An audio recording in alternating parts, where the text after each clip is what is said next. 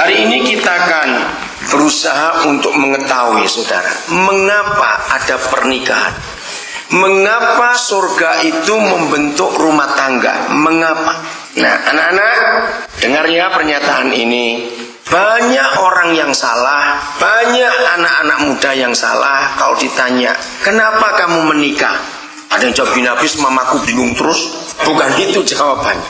Awas, mama papa yang pengen cepat punya cucu lalu maksa-maksa anaknya kawin. Awas itu. Kalau pengen punya cucu, anak belum mau kawin, beli boneka saja. Karena menikah bukan karena suruhan mama. Awas itu. Ada lagi yang ditanya, kenapa kamu cepat-cepat menikah? Habis temanku sudah kawin semua, aku belum, ya mau cepat aja. Salah juga jawabannya. Yang lebih celaka kalau jawab gini, kenapa kamu cepat kawin? Habis nggak tahan godaan seks. Hati-hati itu.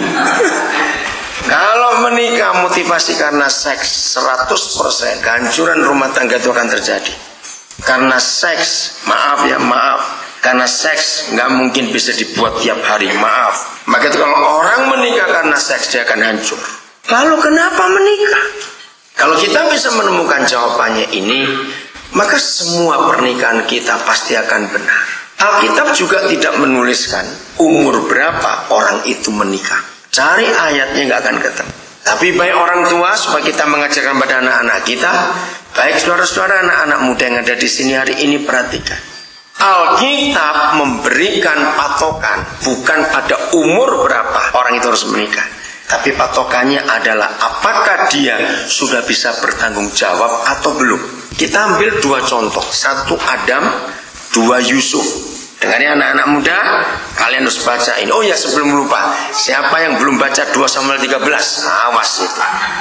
Ayo, anak-anak muda khususnya, ayo. Apa mamanya ngingetin anak-anaknya enggak?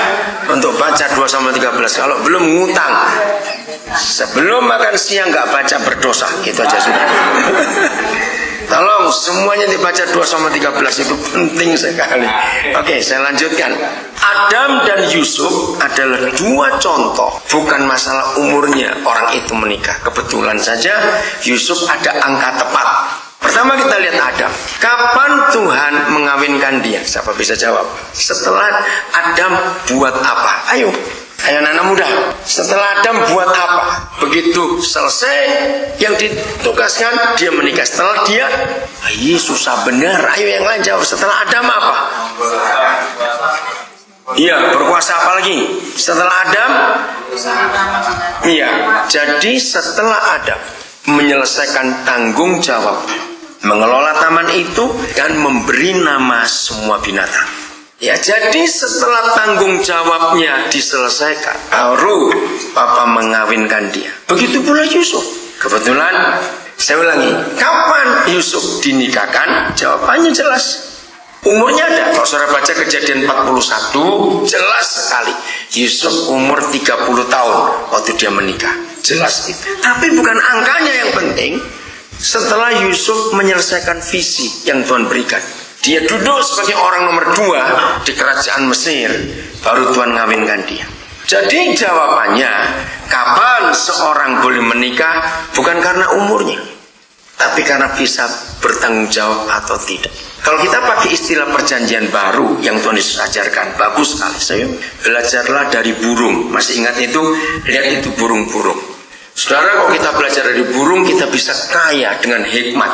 Jadi anak-anak, belajarlah kalian lihat burung. Ya, salah satu contohnya lihat. Burung itu hebat sekali. Sudahlah, nggak ada konglomerat manapun di dunia.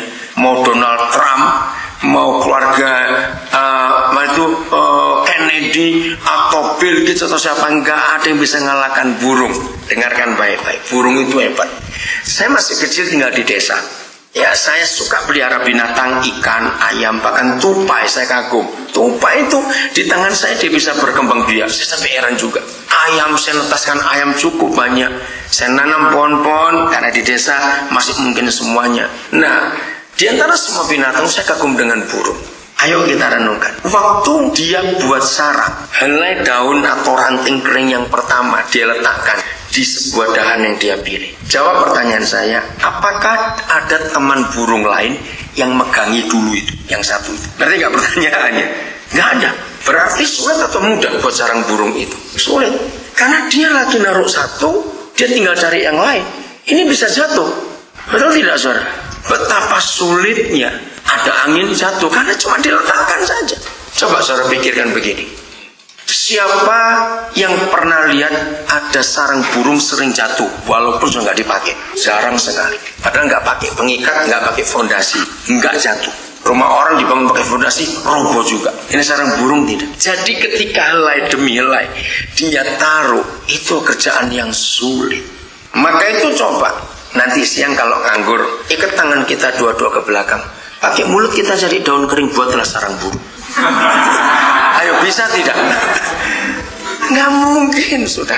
Jadi kita aja punya tangan, nggak bisa buat sarang burung. Mereka itu, dan saudara lihat kalau kita lihat sarang burung jatuh, coba koyak, sulit, heran sekali. Itu yang saya kagum dari saya masih kecil. Nah, yang lebih kagum lagi, saudara, begitu sarangnya jadi, betinanya bertelur, dirami, netas, anaknya sudah besar terbang, rumahnya dibuang. Saya pernah ngomong, hei burung sombong betul kamu, kenapa kamu gak pakai lagi sarang itu? Betul? Ayo saudara kenal konglomerat sekaya apa? Begitu mau kawin buat rumah, anak lahir sudah besar, rumah dibuang. Ayo, ada tidak? Ayo jawab, ada tidak? Ada. Berarti burung lebih kaya dari orang.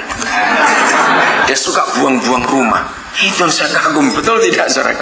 Nah, dengar anak-anak muda, dengar orang-orang tua juga. Walaupun saudara kaya, kalau Yesus berkata belajar dari burung, itu artinya tidak mungkin ada burung kawin sebelum dia buat sarang. Ingat itu baik-baik. Betul? Tidak akan ada burung kawin sebelum dia buat sarang. Jadi tanggung jawab ukuran seorang boleh menikah atau tidak, dia sudah bisa buat sarang atau belum. Walaupun itu kontrak, ya nggak harus beli sendiri, milik pribadi. Dengar anak-anak muda yang sudah kebelet kawin, bertobat kamu. Kalau kamu belum bisa buat sarang, jangan coba-coba kawin. Masa nggak malu dengan burung? Betul tidak? Burung aja nggak sekolah ngerti aturan. Harus siapkan sarang dulu. Jangan cuma asal kawin saja. Jangan saudara anak-anak muda walaupun orang tuamu kaya mengharapkan uang dari orang tua. Jangan. Lebih baik engkau usaha sendiri dan itu akan puas untuk kalian nikmati. Nah, itulah ukuran Alkitab kapan seorang manusia itu boleh menikah. Setelah dia bisa bertanggung jawab. Kalau saya pakai terminologi Indonesia cukup bagus. Jadi kalau ada orang belum bisa bertanggung jawab dan dia maksa kawin, maka dia baru bisa jawab tanggung-tanggung. Tahu nggak arti bedanya? Tanggung jawab dengan jawab tanggung-tanggung, itu beda jauh. Maka itu mengapa zaman sekarang fakta kita lihat begitu banyak keluarga muda, mamanya dan papanya jauh lebih lucu dari anak-anaknya. Ini celaka sekali. Kenapa ada orang tua bisa lebih lucu dari anaknya? Karena kecil-kecil minta kawin, goblok. Betul tidak? Kalau kecil-kecil minta kawin, anaknya malu dengan papa mamanya sendiri karena mereka lebih lucu dari dia. Ngerti ilustrasi ini, saudara? Maka itu jaga diri baik-baik. Hari ini kita akan coba mengetahui dari Alkitab mengapa papa kita membentuk pernikahan. Sungguh, lembaga pertama yang dia bentuk di dunia bukan negara. Ingat itu. Lembaga pertama yang dia bentuk di dunia bukan pemerintahan. Hebat sekali. Lembaga pertama yang dia bentuk adalah keluarga. Katakan amin. Dan jelas sekali Alkitab mengajarkan itu. Maka keluarga itu penting, saudara. Mengapa kalau saudara pernah tahu mengapa iblis itu begitu benci pada pernikahan? Sungguh. Satu kali saudara, saya lupa tahun berapa, sudah cukup lama itu, tahun 80-an yang lalu. Tiba-tiba aja muncul ide dalam, saya percaya dari Roh Kudus. Dia bilang gini, Daniel coba ya, kalau satu hari kamu ketemu setan, tanyain mereka. Saya pikir, untuk apa? Kan saya tanya gitu. Tapi Papa jelas memberitahukan, tanya mereka. Hei setan, apa yang sangat dan paling kamu benci dalam dunia ini? Saya heran, untuk apa dia tanya seperti itu? kepada saya untuk saya tanya setan kalau saya ketemu? Ya karena saya disuruh, saya coba tanya. Walaupun saya nggak cari setannya di mana, nggak usah. Tapi saya melihat dalam hidup ini apa yang paling dirusak. Nah di situ saya dapat hikmat. Maka kalau kamu menemukan dan hal yang sangat dirusak oleh iblis, itu yang sangat dibenci oleh setan. Saudara lihat, kelompok-kelompok arisan itu jauh lebih aman dari pernikahan. Betul tidak? Lions Club, ya Rotary Club, dan semua klub-klub sosial itu jauh lebih awet, lebih aman daripada pernikahan. Jawab iya atau tidak? Pernikahan adalah satu-satunya hal yang sangat dirusak dalam semua negara di dunia ini. Di situ saya kaget. Mengapa setan begitu benci dengan pernikahan? Lihat sekarang makin gila. Kalau zaman berapa puluh tahun yang lalu ada istilah Belanda pasti sering pakai samenleven, artinya tinggal bersama-sama. Bahasa Prancisnya kumpul kebo. Ya, kenapa ada istilah itu? Karena orang nggak mau ada ikatan. Sekarang lebih gila lagi, hubungan sejenis. Sudah banyak negara melegalkan itu. Saudara bisa bayangkan kalau mereka diizinkan, sekarang sudah diizinkan, boleh ngadopsi anak. Itu sudah gila betul-betul. Anak itu kan bingung mana papanya, mana mamanya ini. Coba bayangkan setan begitu kurang ajar. Jadi satu-satunya hal yang setan sangat benci adalah pernikahan. Mereka berusaha merusak dengan berbagai macam cara. Siapa pernah dengar kata bank sperma? Itu lebih gila lagi.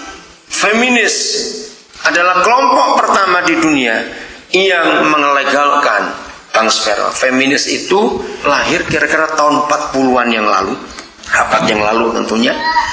Lahir kelompok wanita yang tidak menikah. Kelompok wanita ini jahat, saudara, yang tidak mau menghormati laki-laki. Kelompok wanita yang begitu kejam dan sadis. Itu feminis, jangan dianggap enteng. Feminis ini sebuah aliran setan yang sangat mengerikan. Mereka adalah kelompok wanita yang tidak akan pernah mau menikah, karena mereka nggak mau tunduk pada laki-laki. Dan kelompok itu paling benci dengan kekristenan, sebab hanya Alkitab yang ada firman, hai istri tunduklah pada suami. Nah itu paling dibenci oleh feminis. Dari kata feminin, mereka menjadi wanita-wanita perkasa. Nah sejarah yang saya baca itu karena kesalahan suami. Ternyata feminis lahir itu karena istri-istri yang disakiti oleh suami.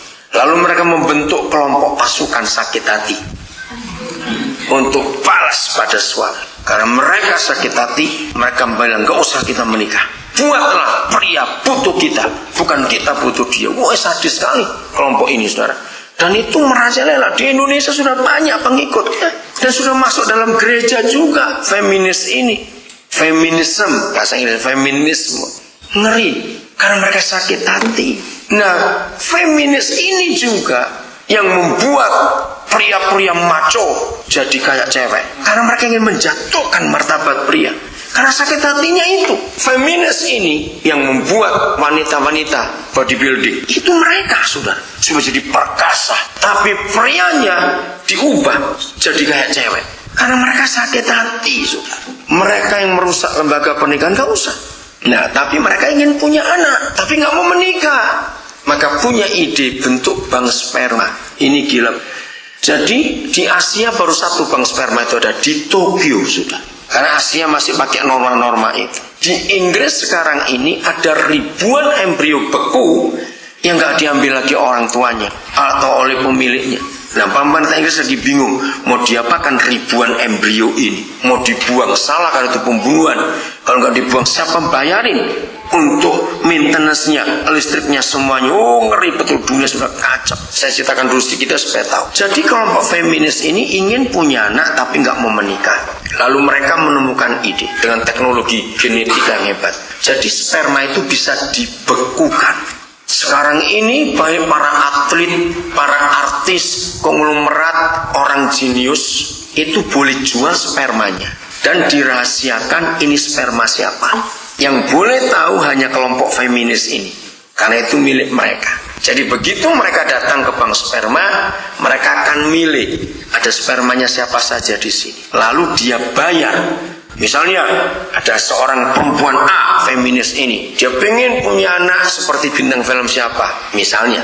Di situ ada, kalau bintang film mau jual spermanya, lalu dia beli sperma itu, dia diambil sel telurnya, dia nggak mau hamil. Feminis itu rata-rata nggak mau hamil. Dia sewa rahim perempuan lain. Ini gila betul dunia ini.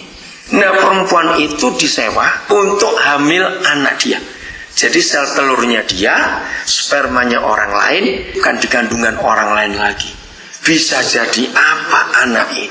Ini dunia, saudara. Sudah segila itu sekarang. Ngeri nggak? Maka itu kenapa setan memusuhi pernikahan? Karena kejahatan ini. Karena mereka nggak suka ada pernikahan.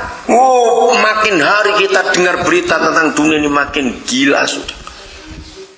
Maka itu kalau gereja tidak cepat-cepat menjawab doa Yesus, datanglah kerajaanmu, maka selama itu juga kerajaan neraka yang memimpin bumi ini. Dengan doa Yesus itu maksudnya supaya gereja bisa memindahkan surga ke bumi. Kalau surga bisa pindah ke bumi, maka kerajaan neraka itu hancur. Sampai hari ini iblis masih menguasai dunia.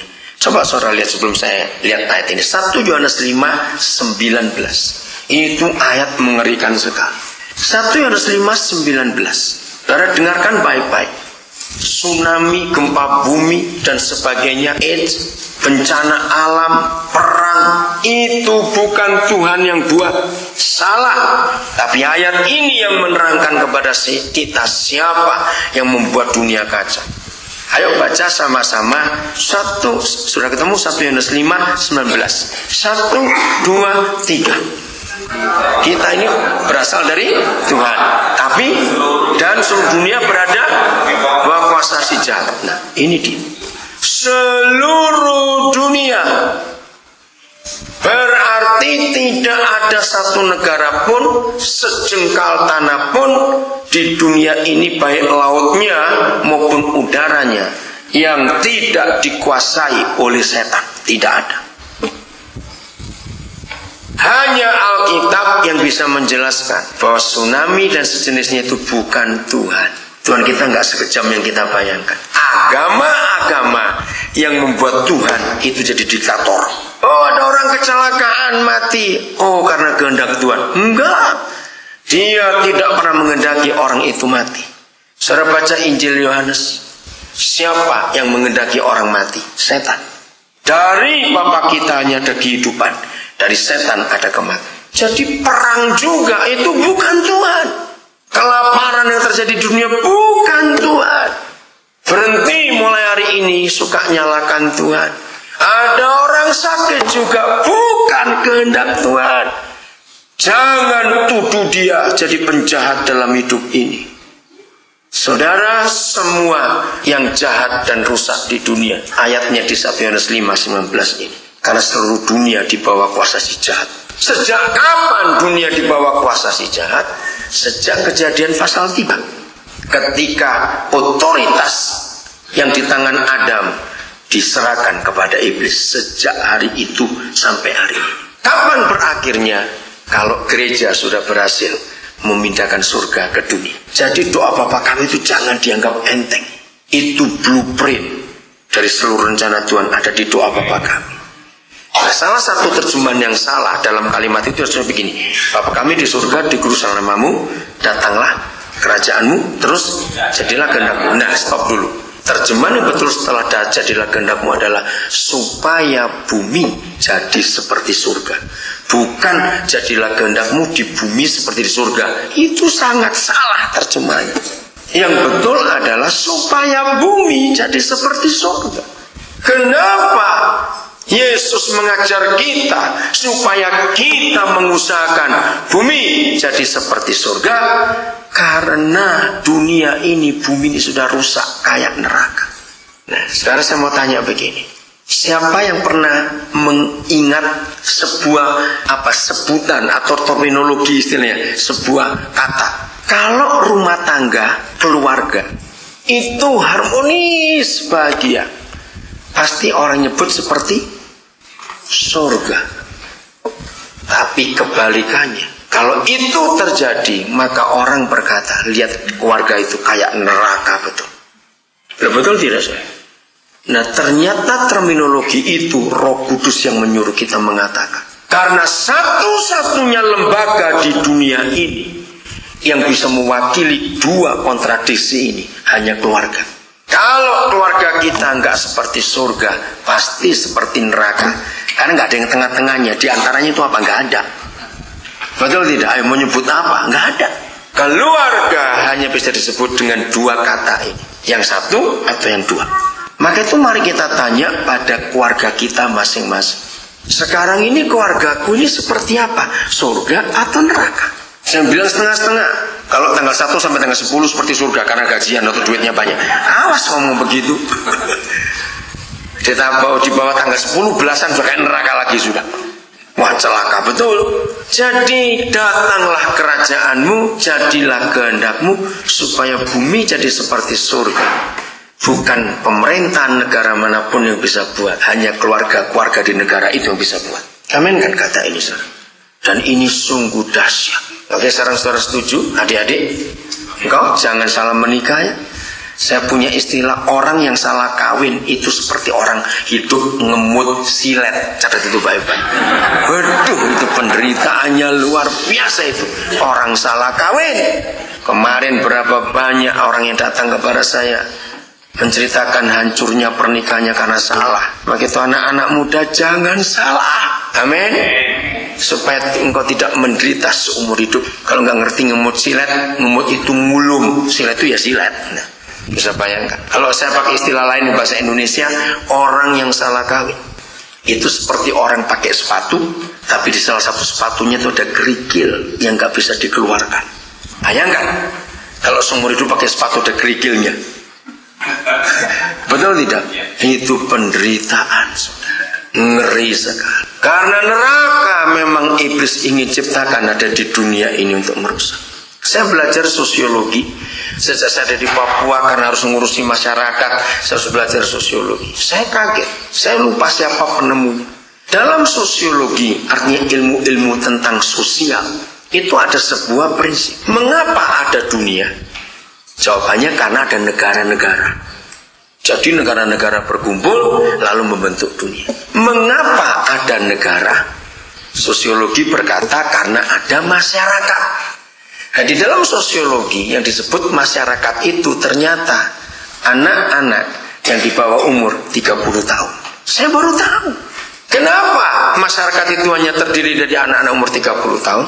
Sebab kita di umur 30-an ke atas sudah sulit membentuk masyarakat sebab kita sudah punya dunia sendiri, ngurus keluarga itu tadi. Betul tidak? Kalau sampai sudah punya keluarga sering keluyuran, itu menyiksa keluarganya, betul. Betul tidak, saudara? Nah, yang membentuk masyarakat adalah orang-orang muda yang belum menikah. Punya social gathering, tahu kata itu ya? Itu kata masyarakat. Berarti dunia itu ada karena anak-anak yang membentuk masyarakat. Masyarakat itu kumpul-kumpul membentuk negara. Nah, ujungnya, jawab ini baik-baik. Anak-anak berasal dari siapa? Dari keluarga. Wih, saya kaget waktu tahu. Itu filosofinya sosiologi. Maka itu setan benci kepada keluarga. Sebab kalau sumbernya dirusak, airnya rusak atau tidak? Jawab, kalau sumbernya dirusak, airnya kayak apa? Coba jawab. Rusak. Air rusak, sepanjang sungai itu rusak semua. Ngeri, saudara. Renungkan ini. Begitu tolong orang-orang tua, jangan mentang-mentang punya duit, hobinya ngawinkan anak saja. Maaf saya berkata ini. Ngerti ya kata ini? Terus pestanya di hotel mewah, sok ratusan juta. Maaf, tolong ya, khususnya para pengerja. Jangan pernah ada pesta pernikahan bagi orang benar. Yang punya restoran saya minta maaf. Serius saya berkata, pesta pernikahan itu kebencian Tuhan, saudara. Ada 3 alasan. 1, itu pamer kekayaan. Betul-betul tidak? Karena punya duit aku pamer. Kedua, kejahatannya adalah yang susah masih banyak. Saudara tahu pesta pernikahan zaman sekarang dekorasinya saja nggak cukup 50 juta, saya sampai kaget. Untuk apa buang duit 3 jam jadi tai? Catat. Serius saya berkata, jadi tai 3 jam saudara. Itu kejahatan. Dengarkan itu baik-baik. Yang ketiga, orang selalu merhatikan kata orang. Nanti orang ngomong apa kalau kami nggak pesta? Saya punya jurus yang buat orang yang ngomong tuh KO. Begini, kalau saudara punya anak mau menikah dan ada orang ngomong apa kalau kamu nggak pesta? Jawabannya ini, ya sudah kamu yang mestakan, aku datang saja. Loh, betul tidak? Gara-gara dia mau makan gratis saja. Kurang ajar itu orang saudara. Serius saya berkata, uang untuk pesta itu bisa jadi modal hidup 2 anak itu. Betul tidak saudara? Awas, jangan pamer kekayaan untuk kesombongan. Hargai orang yang mau datang ke gereja. Berarti mereka betul-betul serius, nggak cari makan. Serius. Apalagi sekarang gereja sedang butuh uang banyak untuk rumah apa namanya mau dibangun. Iya, mungkin jangan pakai kata rumah jumbo tempatnya sendiri, namanya tepat gitu ya, supaya kesannya itu bagus. Saya percaya kalau ada 5 keluarga pengerja yang kaya dan memestakan anak-anaknya dibatalkan, rumah itu sudah jadi. Betul tidak? Rumah itu sudah jadi. Serius terus saya. Maka itu orang yang kenal kami suami istri, mereka tahu kami paling anti hadir di pesta pernikahan, paling anti. Dan mereka tahu karena itu enggak alkitabiah sama sekali. Ini kok lihat wajah-wajah marah di sini.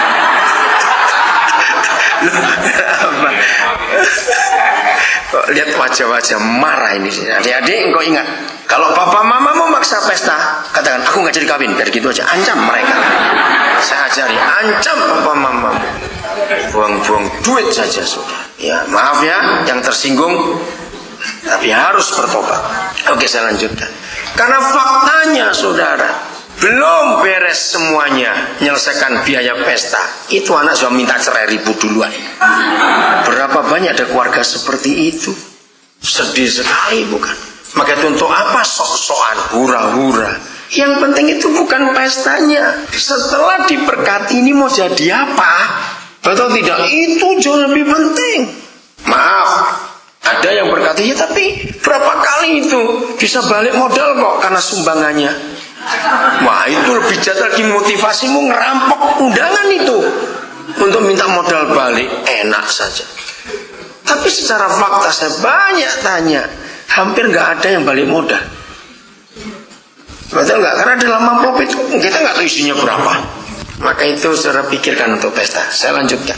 Jadi mata air dunia adalah keluarga. Jadi apa keluarga kita? Seperti itu anak-anak kita. Mari kita buka Kejadian pasal pertama. Mengapa ada pernikahan? Ayat yang ke-26. Kejadian pertama ayat 26. Siapa yang ciptakan pernikahan? Kenapa ada pernikahan? Berfirmanlah Tuhan. Nah ini masalah. Baiklah siapa? Kita menjadikan manusia menurut gambar dan rupa kita. Supaya begini, saya nggak baca. Ini masalah. Tuhan kita berapa? Tuhan kita berapa? 1. Kalau gitu ini kenapa kita? Semua teologi, nah termasuk kata itu, Tritunggal Kudus, salah. Kalau sampai Tuhan kita 3 Tritunggal, saya nggak mau percaya dia. Maka itu ini yang orang Islam ngejek kepada kita sampai hari ini. Karena ayat ini. Bertahun-tahun saya mencari jawaban. Kenapa kita? Siapa kita ini? Dan huruf besar lagi. Kenapa nggak baiklah aku? Betul tidak? Tapi kenapa kita? Oke. Ayat 27. Maka Tuhan menjadikan manusia itu menurut apanya? Gambarnya. Koma, menurut gambar Tuhan dijadikannya dia titik koma, laki-laki dan perempuan dijadikannya mereka. Oke, jadi perempuan juga dijadikan menurut gambarnya Tuhan atau tidak? Jelas. Oke, pertanyaannya, mikir baik-baik ya. Saya tahu jawabannya, cuma saya ingin tanya. Jadi menurut saudara, Tuhan itu laki atau perempuan? Nggak usah ragu-ragu, coba jawab. Kodoronya banci dong. Nah ini masalah. Ayo tentu laki atau perempuan? Secara umum jawabannya laki, karena Bapa kami dalam surga. Nah tapi ini timbul masalah. Kalau dia cuma laki saja, lah ya perempuan ini gambarnya siapa? Cuma nggak punya tetangga. Nggak itu baik-baik. Ayo, ini kan masalah sekarang ini. Nah ini rahasianya. Saya cuma pakai logika anak-anak dan Papa menjelaskan ini. Mengapa dia memberi hukum? Begitu laki perempuan menikah, itu disebut mereka atau dia, dua atau satu. Begitu laki perempuan jadi suami istri, Alkitab berkata mereka itu dua atau satu. Kan tangan saya begini, kok ini dua, kok begini satu, bukan? Jadi walaupun dua orang, tetap satu, karena kepala dengan tubuh. Maka itu kita kalau menikah berkata kami. Kami itu artinya bukan dua, tapi satu kesatuan. Nah, Tuhan tidak berjenis kelamin laki dan perempuan. Bahasa barunya gender, enggak. Tapi dia itu papa dan mama. Ngerti maksudnya? Nah, untuk menjadikan papa di dunia, dia jadikan laki-laki yang segambar dengan dia. Supaya ada ibu-ibu, ada mama-mama di dunia, karena dia juga adalah mama, dia jadikan perempuan.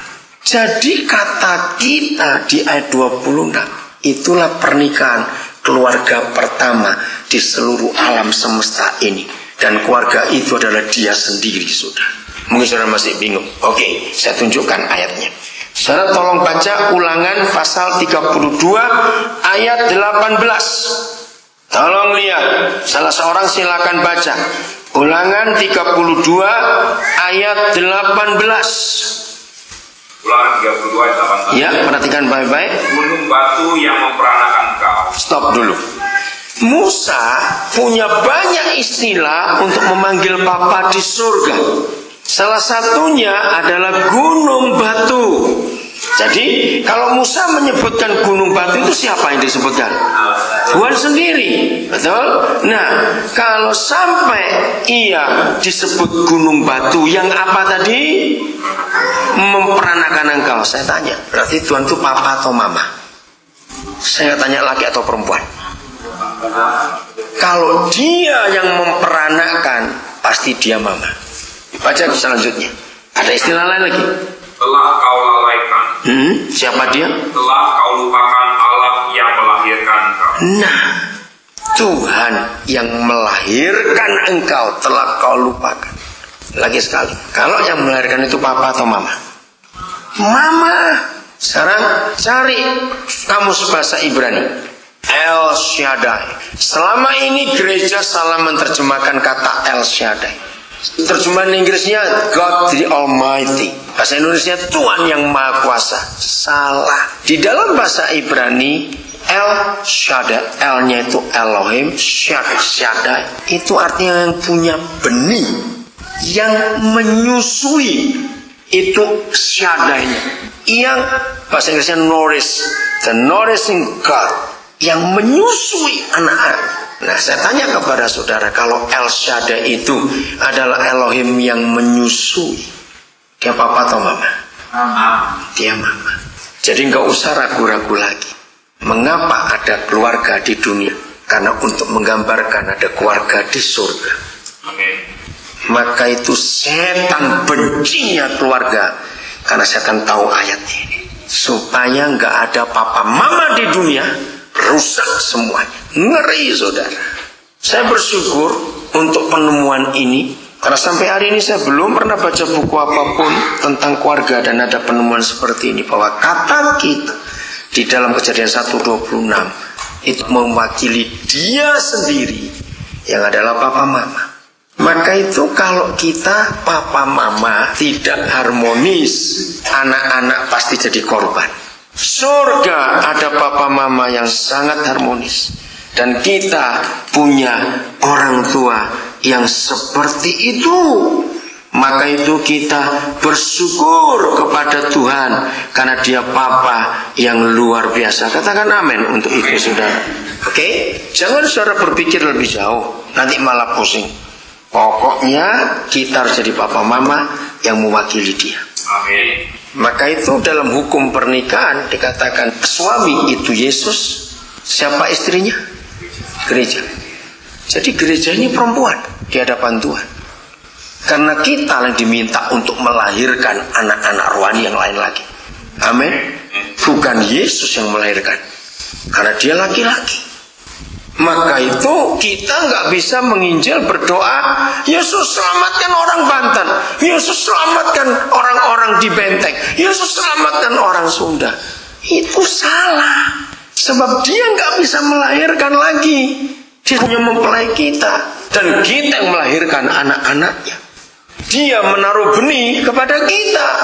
Amin. Amin. Masih ingat waktu kita belajar, saya lupa bulan keberapa, dan Yakobus 4 ayat 5. Bukan dengan alasan, tanpa alasan dia berfirman, roh yang kutaruh dalam dirimu kuingini dengan cemburu. Masih ingat Yakobus 4 ayat 5 itu? Nah itu benihnya. Kita yang melahirkan anak-anak, bukan dia yang melahirkan, karena dia laki-laki. Itu konsep suami istri, papa mama dalam Alkitab ini luar biasa. Jadi saudara, kalau kita nggak harmonis, anak-anak kita yang rusak. Karena mereka nggak bisa lihat figur papa mama itu yang mana. Maka itu kalau toh keluarga itu tidak cerai, ini kurang ajar setan yang berikut. Dengar ya, ini kurang ajar setan yang berikut. Kalau keluarga itu nggak cerai, dibalik fungsinya, berapa banyak keluarga yang kita pernah tahu istrinya lebih dominan daripada suaminya. Ini yang merusak. Jadi iblis mengacau balokan supaya anak-anak bingung fungsi mama dan papa yang tidak jelas, sehingga dikacaukan semuanya. Mama itu mama, papa itu papa, nggak bisa tukar fungsi. Katakan amin. Maka itu maaf, para wanita gagah perkasa, bertobatlah. Boleh saya ngomong ini? Para wanita gagah perkasa, bertobatlah. Ingat kita sudah baca kemarin Kejadian 3:17, ngeri. Kalau suami nggak jadi kepala, nuruti nasihat istri, tanah itu terkutuk. Jangan lupa ayat itu. Bodoh-bodohnya suami, tetap dia itu kepala. Selemah-lemahnya suami, dia tetap kepala. Mama-mama yang tidak menghormati suaminya di rumah, 100% semua anak-anak nggak akan menghormati papanya. Betul tidak? Akhirnya anak-anak pun merendahkan papanya karena mamanya salah didik. Maka itu tolong gembala-gembala bangkitkan dengan sempurna fungsi para suami. Enggak harus punya kumis tebal untuk berwibawa, enggak harus. Maaf ya saya ngomong ini, enggak harus saudara. Wibawa seorang suami menurut 1 Korintus 11 ayat yang ketiga. Ya kita lihat ya, 1 Korintus 11 ayat yang ketiga. Wibawa seorang suami bukan karena kumisnya, bukan karena maconya, ya, bukan karena spernya, bukan, tapi karena ini hukumnya.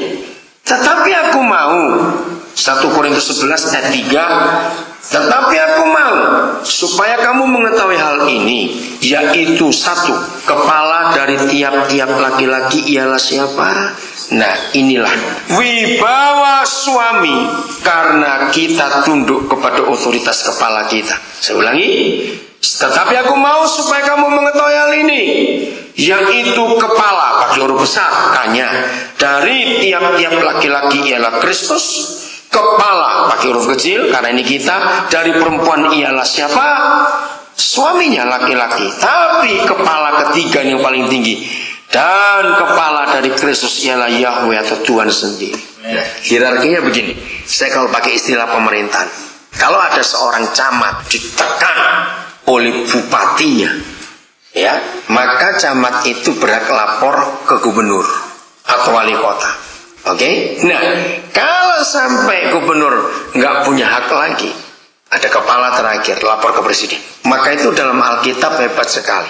Saudara, banyak ayat, contohnya saudara catat juga 1 Petrus 3, 1-7. Mengapa di Alkitab 1 Petrus pasal 3, 1-7? Mengapa di Alkitab itu ada aturan suami yang bengis tapi istri takut akan Tuhan pasti dijamin istri akan dibela oleh Tuhan. Amin. Itu luar biasa. Ingat kisah Abigail? Siapa nama suaminya? Nabal. Kurang ajar orangnya, bebal. Sambil ditulis seperti namanya, begitulah orangnya, bebal. Tapi Abigail istri yang baik, dia nggak mau balas apapun juga. Saudara, begitu ditunggu oleh Tuhan. Ini kepala yang terakhir. Jadi ada 3 kepala.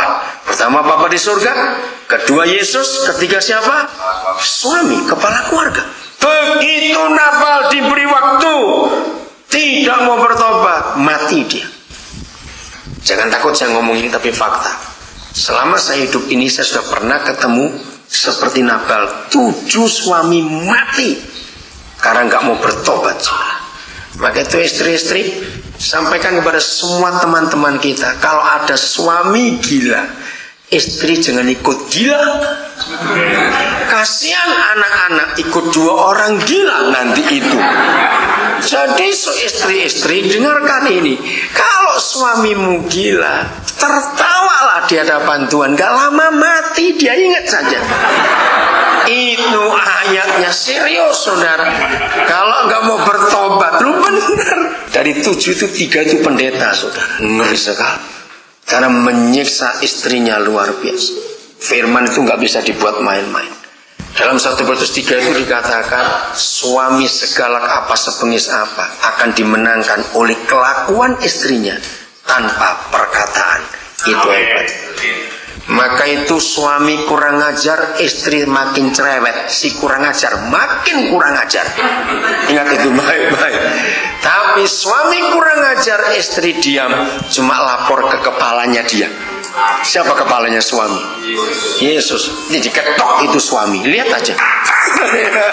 Serius, Alkitab itu hebat sekali.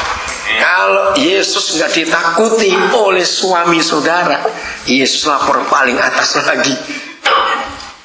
Betul? Maka itu istri-istri senyum kalau suamimu macam-macam, nggak bertobat mati, ngomong aja bilang gitu, supaya tahu rasa. Hebat Alkitab itu, saudara. Nah, satu kali saya tanya, Bapak, seandainya walaupun nggak banyak tapi kan ada. Nah, bagaimana kalau yang istrinya kurang ajar? Tapi di Alkitab nggak ada jaminannya. Kan saya tanya, bagaimana kalau kebalikan, istrinya yang ngaco?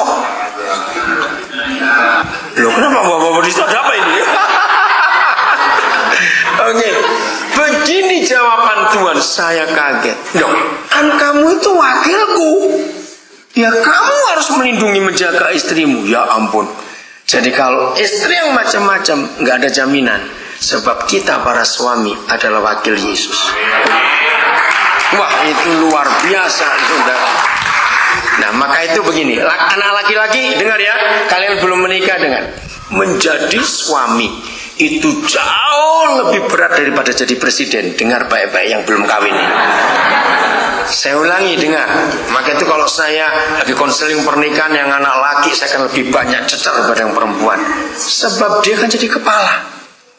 Kalau anak-anak laki mau kawin, nggak ngitung 10 kali, oh lebih. Saya suruh ngitung 17.000 kali. Kawin tidak 1 kali, kawin tidak 2 kali. Harus begitu sampai 17.000 kali. Kenapa?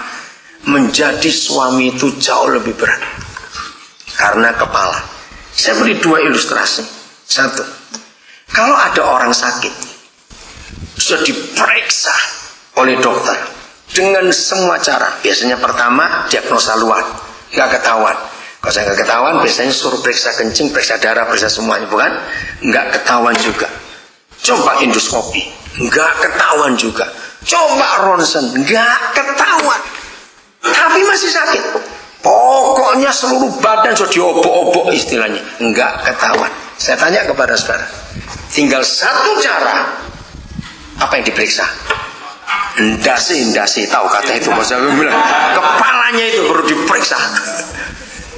Berarti ada yang nggak beres di kepalanya. Kalau tubuhnya nggak ada apa-apa, nah siapa kepalanya? Nah itu yang jawab kok ibu, hebat juga, betul. Siapa kepalanya yang ngaku semuanya? Suami. Jadi begini saudara, bagi Tuhan setiap kali ada keluarga goncang, Tuhan nggak cari mertuanya, mana mertuanya? Ngapain cari mertuanya? Gak ada urusan dengan mertua. Oke? Begitu ada keluarga goncang, dia langsung cari mana kepalanya ini. Ini perlu diurus baik-baik. Maka itu jadi suami itu nggak gampang. Kawin gampang, nggak punya duit ngutang bisa. Oke, tapi menjadi suami itu nggak bisa ngutang. Ngutang siapa? Lihat kereta api, yang bermasalah bukan gerbong, tapi lokomotifnya.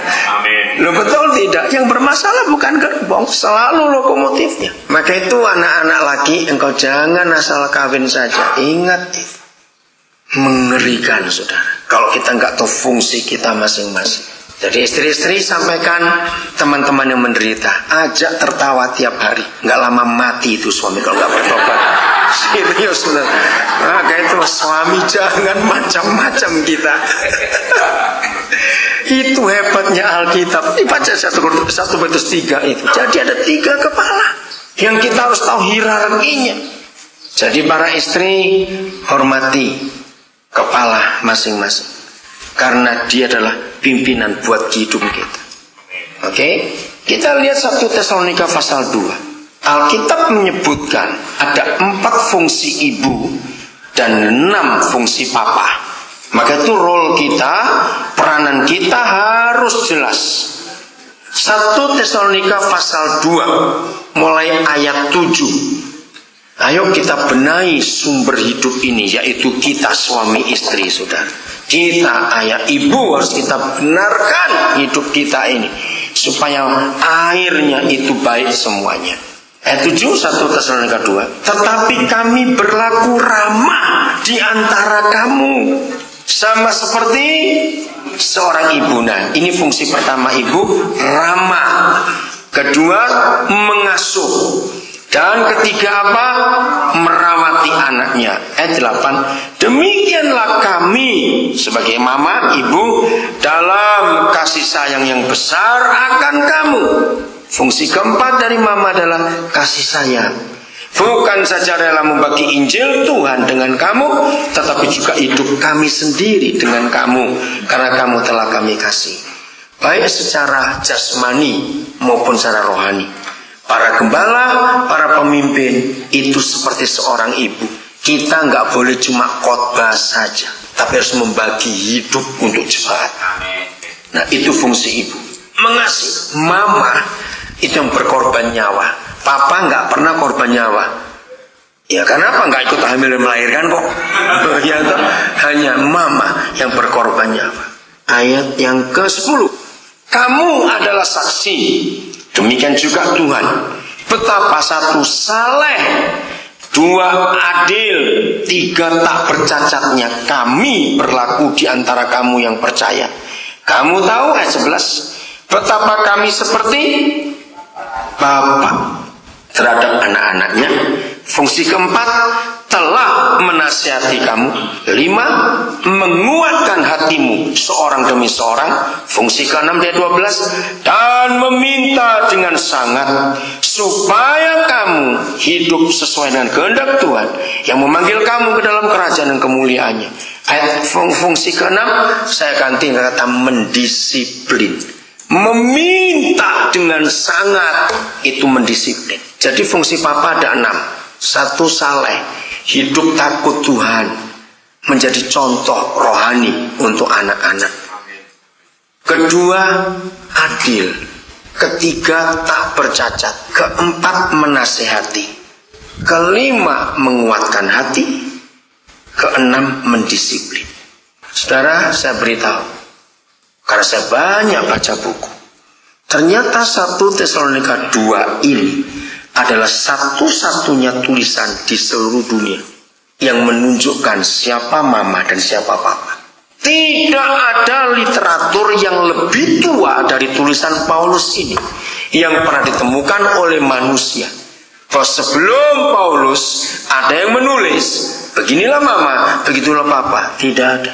Maka itu dunia mengakui sampai hari ini tulisan tertua. Jadi kira-kira pada tahun 40-an, bukan, tahun 50-an Masehi ini ditulis. Dan dunia mencari apakah ada sebelum ini tulis, ternyata tidak ada. Baik dalam prasasti batu, kulit atau apa saja, artefak tidak pernah ditemukan. Hanya Tuhan yang menuliskan.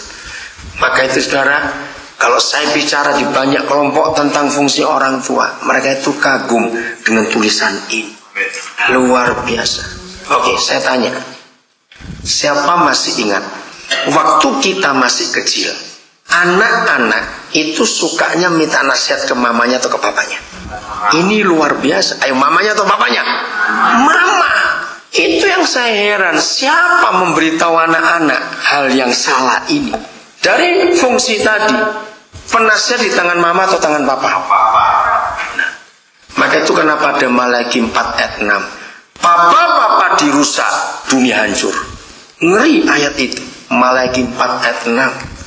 Setan sudah punya pemicu untuk menghancurkan dunia. Nggak perlu tsunami, nggak perlu perang nuklir, nggak perlu AIDS disebarkan, enggak. Tapi firman mengatakan, dan setan ambil firman itu untuk menghancurkan dunia, hancurkan ayah-ayah. Ngeri sekali. Kenapa ayah hancur, dunia hancur? Saya tanya kepada saudara, dari fungsi tadi, siapa pembentuk karakter manusia? Papa, saudara. Maka itu begitu papa dirusak, maka pembentuk karakternya tidak ada. Jadi apa itu anak-anak? Rusak juga karakter. Kalau mereka rusak, otomatis masyarakat rusak. Kalau masyarakat rusak, negara rusak, saudara. Kalau negara rusak, dunia rusak. Ngeri sekali. Maka itu ingat, setan paling benci pernikahan, saudara. Mereka akan terus berusaha menghancurkan. Maka itu kita sudah menikah, jaga keluarga kita. Dengan takut akan Tuhan. Anak-anak, engkau jaga dirimu. Pacaran boleh, tapi menentukan jodoh cuma satu. Saya berkata kepada anak-anak muda, dan saya itu ajar pada anak-anak saya. Kalau guru murid saya ikut begini, anak-anak muda engkau dengar. Engkau boleh pacaran dengan lebih dari 100 orang. Betul. Saya tidak melarang anak-anak saya punya pacar banyak. Karena pacar itu kan teman, bukan calon. Betul tak? Makin banyak kalian bergaul dengan orang, kalian makin berhikmat. Karena bergaul dengan orang, kita mempelajari karakter orang itu. Saya beri contoh kecil aja ya. Kalau teman dekat kalian, saya bilang pacar, karena buat saya pacar itu nggak harus satu, karena nggak ada urusan apa-apa, cuma teman dekat kok. Misalnya, kalian punya 5 teman dekat, itu semuanya anak pertama. Walaupun 5 teman dekatmu itu anak pertama, adik-adikku, kalau 5 ini berlatar belakang keluarga berbeda-beda, maka 5 anak pertama ini karakternya beda. Saya beri contoh ekstrim. Anak pertama dari temanmu pertama itu cuma punya mama, nggak punya papa. Lalu teman keduamu yang juga anak pertama, papa mamanya ada, cuma dia besar dengan neneknya. Temanmu yang ketiga juga anak pertama, anak yatim piatu. Teman keempatmu yang juga anak pertama, itu anak yang punya papa saja, nggak punya mama. Teman kelimamu yang juga anak pertama, tapi dia hidup dari panti asuhan. Ngerti? Kira-kira 5 mereka sifatnya sama atau tidak? Beda. Nah, kalian akan kaya. Kalian sudah kuliah di fakultas psikologi gratis. Dosen-dosen psikologimu adalah teman-teman dekatmu itu. Maka itu saya akan melarang anak-anak saya yang begitu pacaran, cemburuan terus pacarnya. Saya langsung bilang, putus tanpa doa. Serius gitu. Karena kalau pacarmu cemburuan kok kawinin, kok mati muda nanti. Lu serius saudara? Betul nggak? Capek nggak punya pasangan cemburuan terus? Capek, dan lebih capek lagi waktu engkau masih muda, engkau jadi kuper. Kenapa kuper? Ya, kenapa kurang pergaulan? Karena nggak boleh. Kan goblok kamu. Masa mudamu diperkosa oleh pacar yang goblok itu tadi? Dengar itu baik-baik, yang suka cemburuan nggak ada. Maka itu hukum kasih dipakai. Masih ingat 1 Korintus 13? Kasih itu cemburu atau tidak? Tidak. Maka itu selama pacaran hanya boleh pakai kasih. Setelah menikah baru boleh ada cinta. Jangan dibolak-balik. Loh, bedanya apa? Beda, saudara. Satu-satunya buku di dunia yang memberikan definisi kasih itu cuma 1 Korintus 13. Kalau cinta, di mana-mana ngomong cinta. Cinta itu ada seks, eros bahasa Ibraninya. Kasih itu agape, agapa. Nah, selama pacaran pakailah kasih, bukan cinta, goblok. Ingat kamu baik. Cinta hanya boleh dipakai setelah menikah, sebab ada seks. Ingat kemarin, kalau seks ada di pacaran, yang goblok siapa? Perempuan. Ingat itu baik-baik. Jadi jaga diri kalian. Kasih hanya boleh dipakai waktu pacaran. Setelah menikah, kasih ditambah dengan cinta. Dan itu baru betul. Dan itu tidak salah. Nah, setelah cinta, itu baru boleh cemburuan. Karena sudah dimiliki. Itu hebatnya Alkitab.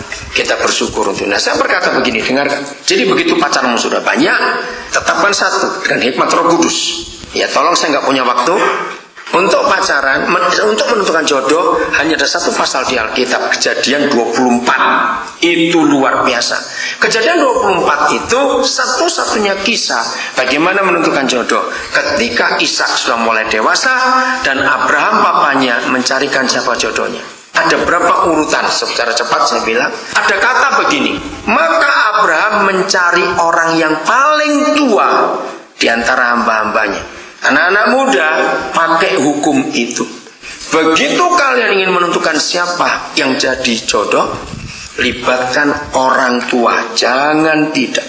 Karena ada kata itu yang paling tua. Yang paling tua bisa juga gembala. Di samping orang tua, gembala. Yang ketiga bisa juga Kejadian 24-nya. Yang ketiga bisa kakak rohani. Nah, nama hamba yang paling tua di Kejadian 24-nya namanya Eliezer. Nah, Eliezer itu Roh Kudus. Karena dia penolong. Maka itu anak-anak muda, carilah Eliezermu. Karena Eliezermu itu yang akan menentukan dalam doanya. Dan itulah orang tua. Lalu yang kedua, Abraham minta, pergilah kamu ke sanak saudara. Ini syarat nomor 2. Siapa sanak saudara? Artinya satu darah dengan darah Yesus. Amin. Ingat itu. Tidak boleh yang lain darah. Kalau lain darah menikah, hancur pernikahan. Amin. Yang lain iman, jadi satu darah. Ke sanak saudaraku. Lalu yang ketiga, Eliezer tanya gini, Tuhan, kalau aku sudah sampai sana, aku ketemu jodoh itu, tapi dia nggak mau ke sini. Perempuan itu minta anakmu yang ke sana. Ada satu kata, awas. Dibaca di Kejadian 24. Abraham marah, awas. Jangan sekali-kali kau bawa anakku ke negeri penyembahan berhala itu. Anak-anak muda, inilah tanda ketiga. Kalau pacaranmu itu dari Tuhan, maka hidupmu itu makin benar, makin kudus. Nggak akan kembali ke dunia lagi. Nggak akan. Abraham minta, jangan kau bawa balik anakku ke sana lagi. Jadi cek, yang berpacaran sekarang makin benar nggak itu? Kalau makin duniawi, langsung putuskan. Amin. Bahwa ini bukan dari itu. Yang keempat, akhirnya Eliezer berangkat. Begitu sampai ke kampung halaman tuannya, dia bingung. Banyak gadis-gadis cantik sore itu. Yang mana? Nah, kalian boleh minta tanda. Lalu Eliezer minta tanda. Tuhan, bingung aku yang mana ini jodoh untuk anak Tuhan. Begini aja, Dan. Siapa di antara gadis-gadis ini yang menawarkan minum untuk aku dan anak buahku dan unta-untaku, minum sampai puas, berarti dia. Jadi begini, menentukan siapa jodoh menurut Kejadian 24, cari orang yang rajin. Soalnya bayangkan zaman itu belum ada pompa Sanyo atau jet pump, ingat? Lalu kalau Ribka harus ngasih minum timnya Eliezer yang 10 orang, lalu bawa unta 10 ekor juga. Saudara tahu unta kalau minum, banyak sekali. Bayangkan itu spirnya Ribka segede apa itu, ngimba terus. Ngerti gak ilustrasi ini? Nah, dengarkan, ini harus pakai tanda. Menikah itu cari yang rajin, jangan yang malas. Nanti kamu jadi babunya seumur hidup. Ingat itu baik. Maka itu kalau cowokmu, cewekmu Aduh, malesnya, nggak rajin sama sekali. Ingat, engkau bakal tersiksa seumur hidup. Jadi ingat anak-anak muda, engkau harus rajin dalam hidup ini. Amin. Jadi nanti pelajari ya. Oke, saya tambahkan ayat lagi sebelum saya selesaikan ke fungsi mama papa. Saya lupa tadi. Kitab Ratapan pasal ketiga. Ini saya masih nyambung sedikit bahwa menikah itu karena bisa tanggung jawab. Saya lupa tadi ini. Oke. Sekarang Ratapan pasal 3 ayat 25 sampai ayat yang ke-25 sampai 26. Sampai 28, maaf. Ratapan 3. Dengar ini, anak-anak muda harus rajin dalam hidupmu. Dan inilah konsekuensinya yang Tuhan minta untuk kita menikah. Yahweh adalah baik. Sudah ketemu Ratapan 3 mulai 25. Yahweh adalah baik bagi orang yang berharap kepadanya, bagi jiwa yang mencari Dia. Adalah baik menanti dengan diam pertolongan Yahweh. Ayat 27, inilah yang dituju. Menanti, bersabar, berharap. Di ayat 25-26 itu untuk siapa? Adalah baik bagi siapa? Baca, ayo anak-anak muda siapa? Pria. Seorang pria. Ngapain? Memikul kuk. Kapan? Pada masa mudanya. Lihat ayat 28. Maka itu anak-anak mama nggak boleh dikawinkan. Tahu kata mbok-mbokan bahasa Jawa? Ya. Anak mama, anak kesayangan mama nggak boleh dikawinkan. Nanti mantunya cepat mati. Lihat ayat 28. Biarlah ia bagaimana pria muda tadi duduk sendirian dan berdiam diri kalau tua Yahweh bagaimana membebankannya. Mama-mama jangan merusak anak-anak dengan memanjakan anak-anak. Masa sudah SD kelas 6 kos kaki masih diambilin? Awas. Ayo anak-anak belajar aja. Sudah SMP kayak bos. Begitu lapar, duduk di meja, datang makanan, enak sekali. Awas kamu begitu ya. Maka itu anak mama nggak bisa dikawinkan, celaka keluarganya. Betul tidak saudara? Maka itu ayat ini luar biasa. Anak-anak muda kau dengar. Jadi sejak muda harus pikul beban. Artinya tanggung jawab. Biar dia sendirian, jangan dibantu.